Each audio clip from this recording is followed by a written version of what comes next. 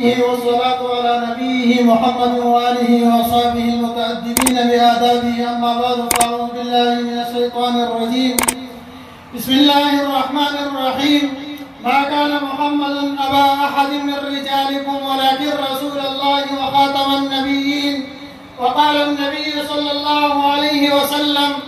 أنا خاتم النبيين لا نبي بعدي، أو كما قال عليه الصلاة والسلام. وقت باغی دخل سر می وجنگوا، چرت بی دینا زورور سر می وجنگوا، مال دا وقت مفاهمت پالیسی مراکوا، بختون ظلمیم دغر سر می وجنگوا، چی نفرتونا قرمی زما پگولو رسکی، دا هغا ظلم دا لخکر سر می وجنگوا، او حسینی جنڈم اوس هم پلاسونو گیرا، او حسینی جنڈم اوس هم پلاسونو گیرا، دا یزید خیلو دا قبر سرم وجنگوا. رضیت بالله ربا وبالاسلام دینا وبمحمد النبی صلی اللہ علیہ وسلم. دیر قابل قدر معزز دا جمعیت طلبہ اسلام دا فاٹا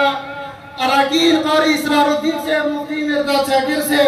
اور دا جمعیت طلبہ اسلام سے عموماً صدر قاری آصف احمد قاسمی سے اور سرجیس قاری سے اللہ سے او دا جمعیت طلبہ اسلام دا تحصیلی پنڈیلی صدر جناب رحمت اللہ سے او دا پورا کابینہ اغویتا مبارکباد و خراج تحصیل پیش کو و دمرا منظم او بہترین پروگرام بانے چھ مختصر وقت کی دمرا علماء او دمرا طلباء را جمع کرل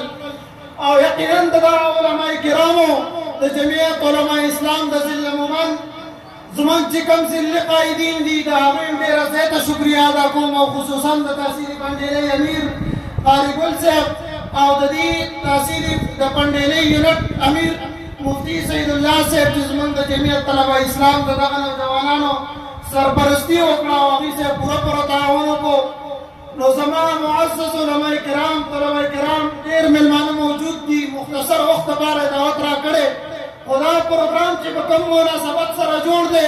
حوالے تربیتی کنونشن او پکار دا چی جمعیت طلبہ اسلام تربیت ضرورت دے پا تربیت بانے خبر کون مقررین اکڑی زکا چی جمعیت طلبہ اسلام پا آئندہ وقت کی دغا رہنماگان ورگئی تدویر پا عملی سیاست کی حصہ ناکلی تدویر عملی سیاست سر اس کار نشتا. جمعیت طلبہ اسلام خپل دستور لری پل منشور لری وہاں البتہ بعد جمعیت علماء اسلام پا پالیسی کی آگیتا مجبور ہے پا پالیسی کی بعد جمعیت علماء اسلام پالیسی بانی چلی گی. نو دا جمعیت طلبہ اسلام اغراض و مقاصد دغلی چلا ختم نبوت دفاع کول صحابہ میں یار حق کرن او دا طلباء فکری نظریاتی تربیت کول. نن کمنگو گرو اغیار لگے دی قسم قسم چلونا چلی قادیانیت خوری ملحدیت خوری او خلق لگے دی قادیانیان کی گی او زمان دا جمعیت طلبہ اسلام نوجوانان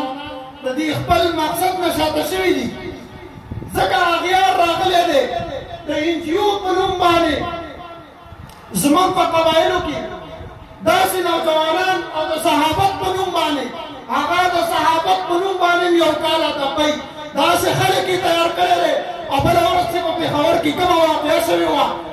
آگا صحابی ماتا ہوئی چی دے یو انجیو ایجنٹ دے او باقیدہ دا بیرونی قوتنو آگا پشامانے والار دی او داگا نظریہ خوری چی دا سنگر آگا قبائل نوجوان گمراکم او داگا دیہائی پداگا قبائلو کی شورو کما نو منگلہ دا جمعیت طلبہ اسلام نوجوان لگا داگا مخمیری پکار دی آگاوی تاکم کیس چی شبه دقا زندیق او بدترین کافر چی مرتار کو دا جمعیت یو نرزوان دا امت مسلمہ یو غازی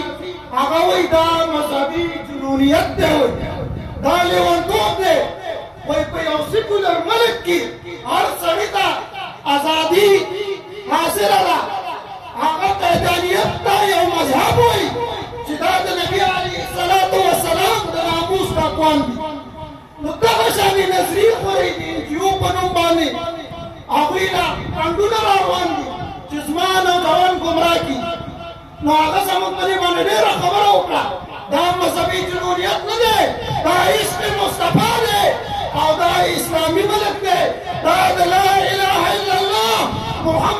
رسول الله